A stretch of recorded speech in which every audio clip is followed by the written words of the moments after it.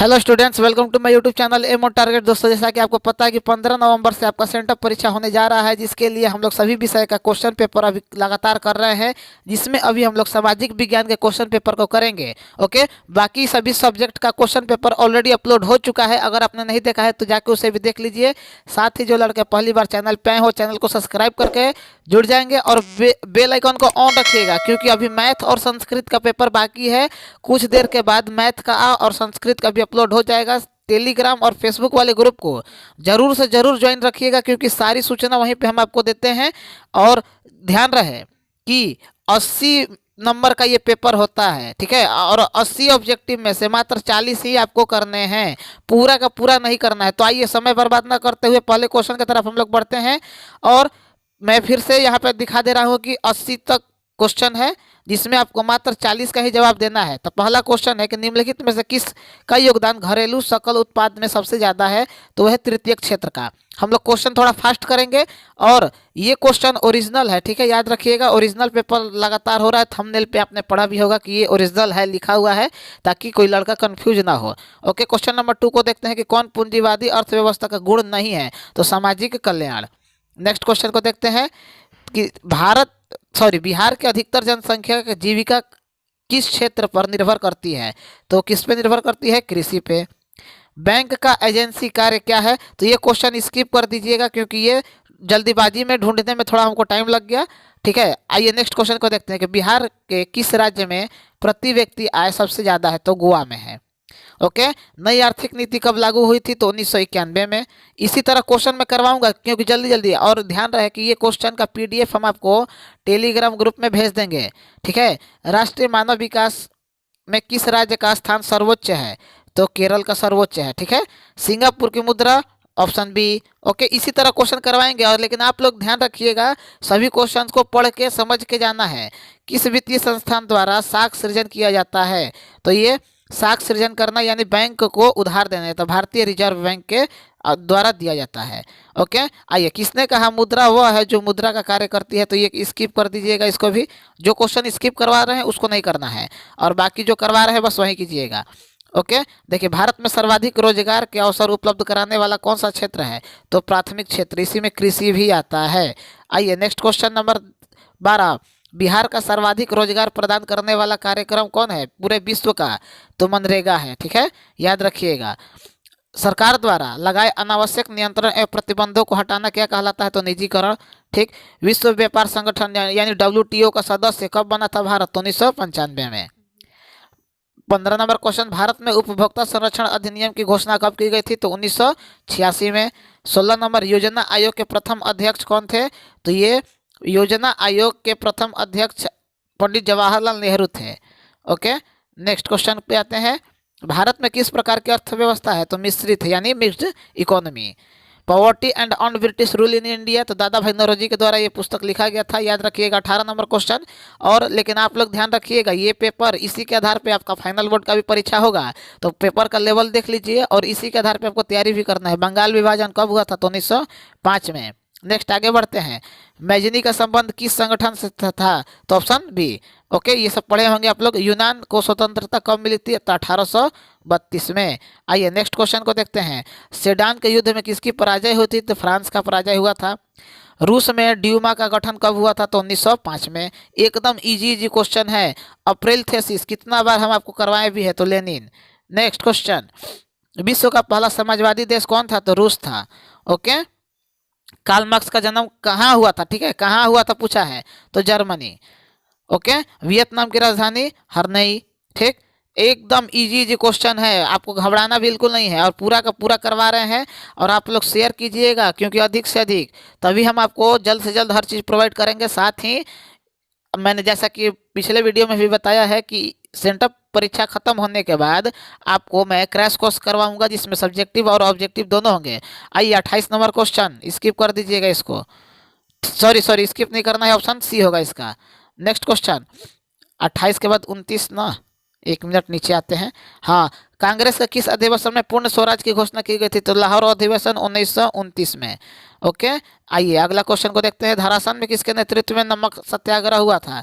तो ये इसको स्किप कर दीजिए। देखिए, 80 में से 40 का ही जवाब देना है, बिना मतलब का पगलाना नहीं है, बिना मतलब का परेशान नहीं होना है। ईस्ट इंडिया एसोसिएशन की स्थापना 1866। आइए, गदर पार्टी की स्थापना किसने की थी? तो देखिए ऑप्शन में लाला हरदयाल नहीं है, तो आपको सोहन सिंह भखना करना है। ठीक है, याद रखिएगा। Tata iron and steel company limited यानी टिस्को की स्थापना 1907 में हुई थी। आइए, स्पिनिंग म्यूल का आविष्कार किसने किया था? तो जेम्स हरग्रीव्स। ओके, नेक्स्ट, एकदम इसी तरह परीक्षा में उड़ा के आना है। सामंती व्यवस्था के स्थान पर किसका? ये स्किप कीजिए, क्वेश्चन स्किप कीजिए, जल्दीबाजी में आप लोगों को जल्द से जल्द दिया जा रहा है। और 1929 का जवाब आप लोग कमेंट में बताइएगा हमको कि 1929 का जो मंदी हुआ था उसका सबसे बुरा प्रभाव किस देश पे पड़ा था। आइए नेक्स्ट क्वेश्चन को देखते हैं, जो हम लोग करना है 38 नंबर के अंतर्राष्ट्रीय मुद्रा कोष यानी IMF की स्थापना 1945। ओके, मुद्रण कला का आविष्कार चीन में हुआ था, पेपर पर वो छापना शुरू किया था वो सब उधर ही। ओके, 40 नंबर क्वेश्चन, प्रथम पेपर मिल की स्थापना किस देश में हुई थी? तो चीन में पेपर ऊपर छापना बताए ही है। 95 थेसिस के लेखक मार्टिन लूथर किंग। ओके, संवाद कौमुदी ये बंगाली में था। ठीक है, इसको कमेंट में बताइए कि इसका समाचार पत्र को कौन निकालता था।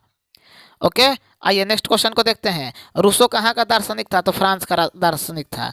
गोलघर का निर्माण 1786। ओके, याद रखना है ये सब क्वेश्चन।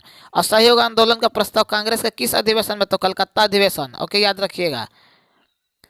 आइए आगे बढ़ते हैं। भारतीय संविधान का गठन कब हुआ था? तो गठन पूछा है 1949, लेकिन लागू हुआ था 1950। ठीक है, याद रखना है, भूलना नहीं है। संघ सूची में आता है तो संचार, ऑप्शन नंबर बी। ठीक है, ये थोड़ा विवादित क्वेश्चन है लेकिन ऑप्शन बी ही आप लोग कीजिएगा। संविधान संशोधन हेतु संसद के दोनों सदनों में कितना बहुमत चाहिए? तो 2/3। ठीक, 2/3 बहुमत चाहिए तभी काम होगा। राष्ट्रीय स्तर पर पंचायती राज प्रणाली की शुरुआत किस समिति के अनुशंसा पर की गई थी? तो बलवंत राय मेहता समिति। त्रिस्तरीय संरचना इन्होंने बताया था। आइए आगे बढ़ते हैं, आगे बढ़ते हैं, आगे बढ़ते हैं, रफ्तार मोड़ते हैं। संविधान का कौन सा संशोधन विधेयक पंचायती राज प्रणाली से संबंधित है? तो 73वां संशोधन है, याद रखिएगा। पंचायती राज व्यवस्था के दूसरा स्तर कौन सा है? तो पंचायत समिति। पहला ग्राम पंचायत, दूसरा पंचायत समिति और तीसरा जिला परिषद। कोई न पूछे मार देना है। 1975 के आपातकाल के समय प्रधानमंत्री इंदिरा गांधी थी। तो एकदम हलवा क्वेश्चन है यार। आइए, चिपको आंदोलन का प्रारंभ किस राज्य से हुआ था? तो उत्तराखंड। ठीक, उत्तराखंड कीजिएगा, उत्तर प्रदेश मत कीजिएगा कभी भी, इसीलिए क्वेश्चन हरदम देता है। ठीक, कौन राष्ट्रीय राजनीतिक दल है? तो लोक जनशक्ति पार्टी। एकदम उड़ाते रहिए। सूचना का अधिकार आंदोलन राजस्थान से शुरू किया गया था। महापौर का कार्यकाल कितने वर्ष का होता है? तो 5 वर्ष का होता है मेयर का। हरित क्रांति में किस राज्य को सबसे ज़्यादा लाभ हुआ था? तो पंजाब और हरियाणा दोनों को हुआ था, और उत्तर प्रदेश। तो इनमें से सभी कीजिएगा, ऑप्शन नंबर डी। ठीक ना। 60 नंबर क्वेश्चन, आइए, पानी के निजीकरण के विरुद्ध कहाँ संघर्ष हुआ था? तो ये क्वेश्चन स्किप कर दीजिएगा, थोड़ा सा आगे बढ़ते हैं इसको। भारत में किस प्रकार की दलीय व्यवस्था है? तो बहुत प्रकार के दल हैं इसमें, जानते ही हैं कितना प्रकार का दल है, सब बहुदलीय व्यवस्था। आइए, माधव कुमार किस देश के पूर्व प्रधानमंत्री थे? तो नेपाल के प्रधानमंत्री थे। जो क्वेश्चन छुड़वा दिए हैं उसको नहीं करना है, ध्यान रहे। जो क्वेश्चन करवा रहे हैं बस वही कीजिए। भारत में प्रथम चीनी मिल की स्थापना किस राज्य में हुई थी? तो बिहार में हुआ था, याद रखना, चीनी मिल। चरक का संबंध किस देश से है? तो चरक भारत के चिकित्सा शास्त्र के थे, भारत के ही है। ओके, कान्हा राष्ट्रीय उद्यान Madhya Pradesh. Okay, 66 number question, महासागरीय संसाधनों पर देश का आधिपत्य है, इसको स्किप कीजिए। निम्न में कौन स्वामित्व के आधार पर संसाधनों के वर्गीकरण का प्रकार नहीं है? तो नवीकरणीय संसाधन। ओके, नेक्स्ट, शेयर ओवर करना भूलना नहीं है। बिहार में किस नदी की उत्पत्ति अमरकंटक से हुई है? तो सोन नदी अमरकंटक से निकलती है। बिहार में कितना प्रतिशत कृषि क्षेत्र है? तो है तो 85%, लेकिन ऑप्शन में दिया ही नहीं है, तो 65 जो सबसे ज़्यादा है वही मार देना। ओके, श्वेत क्रांति का संबंध किससे है? तो दूध यानी मिल्क। ओके, देख लो तुम लोगों के लिए कितना मेहनत करना पड़ा है, तुम लोग शेयर वेयर करते नहीं हो इसीलिए बहुत बुरा लगता है। रबड़ की खेती के लिए कैसी जलवायु चाहिए? तो शुष्क जलवायु, ज़्यादा रहेगा तो खराब हो जाएगा। कौन सा फसल रबी और खरीफ दोनों के लिए है? ये कमेंट में आप लोगों को बताना है। 72 नंबर क्वेश्चन, जो आप लोगों को होमवर्क के तौर पर जैसे देते थे क्लास में वैसे ही यहाँ पे भी दे रहे हैं। दामोदर घाटी परियोजना का लाभ किन किन राज्यों को होता है? तो झारखंड और पश्चिम बंगाल। आइए आइए आइए आगे बढ़िए। कौन लौह अयस्क का एक प्रकार है? तो देखो, लिग्नाइट बिटुमिनस पीट ये कोयला का है, और बचा कौन? ऑप्शन बी, ये लोहे का है। टेक्सोल का उपयोग किया जाता है तो कैंसर के उपचार में। एकदम धुआं उड़ा देना है परीक्षा में जाके, एकदम पूरा का पूरा छाप देना। बिहार का कौन सा क्षेत्र सूखा है? तो दक्षिण बिहार। ओके। भूकंप केंद्र के ऊर्ध्वाधर यानी वर्टिकल पृथ्वी सतह पर स्थित केंद्र को जो क्या कहते हैं, तो अधिकेंद्र। आइए 78 नंबर क्वेश्चन, सर्वाधिक खतरनाक सुखाड़ माना जाता है तो कृषि वाला, ठीक ना। मौसमी रहेगा तो बदल जाएगा। बाढ़ से हानि होती है किसको, तो तीनों को होता है। इनमें से सभी मार देना चुपचाप आंख बंद करके जब ना समझ में आए। कौन प्राकृतिक आपदा है, तो सुनामी। 80 गो क्वेश्चन कंप्लीट हुआ, लेकिन करना तुम लोग कितना 40। अब सब्जेक्टिव हम दिखाते हैं, ठीक देख लो 1 से लेकर 6 तक। स्लेम पद्धति की शुरुआत, औद्योगिक क्रांति के 2 सकारात्मक पहलू, सर्वहारा वर्ग, जिनेवा समझौता, स्वराज पार्टी की स्थापना, ये सब हम पीडीएफ आपको टेलीग्राम ग्रुप में भेज दे रहे हैं, ठीक ना। बिना मतलब का परेशान नहीं होना है। औद्योगिकीकरण के किस प्रकार उपनिवेशवाद को जन्म दिया, दीर्घ लघु सब, ठीक है। पीडीएफ हम आपको टेलीग्राम ग्रुप में भेज दे रहे हैं। जो लड़के नहीं ज्वाइन किए हैं, लिंक डिस्क्रिप्शन में है, ठीक है। ज्वाइन करो जितना जल्द से जल्द हो सके, और शेयर और कर दिया करो, ताकि मैथ का भी थोड़ा देर के बाद आपको दे दिया जाएगा, ठीक है। पगलाना नहीं है बिना मतलब का। और अधिक से अधिक आपको क्या करना है, टेलीग्राम और फेसबुक को जो लड़का ज्वाइन अब नहीं किया तो हम नहीं जानते हैं, अब समझना तुम लोग। पीडीएफ वहाँ पे हम भेज दे रहे हैं इसका, ठीक है। और मिलते हैं मैथ का और संस्कृत का भी 2 पेपर बाकी है, करवा देंगे, एकदम निश्चिंत रहो। आज घबराना बिल्कुल नहीं है, बस आप लोग मेरा साथ दीजिए, हम आपका साथ हमेशा देंगे। और क्रैश कोर्स के लिए तैयार रहना, जैसे ही सेंटअप एग्जाम कंप्लीट हो जाए। सभी दोस्तों को स्कूल कॉलेज कोचिंग ट्यूशन जहाँ भी जाते हो सबको बुलाओ, चैनल का नाम बताओ, उसको बुलाओ, फ्री में पढ़ाओ। ओके, तो मिलते हैं नेक्स्ट वीडियो में, तब तक के लिए जय हिंद जय भारत।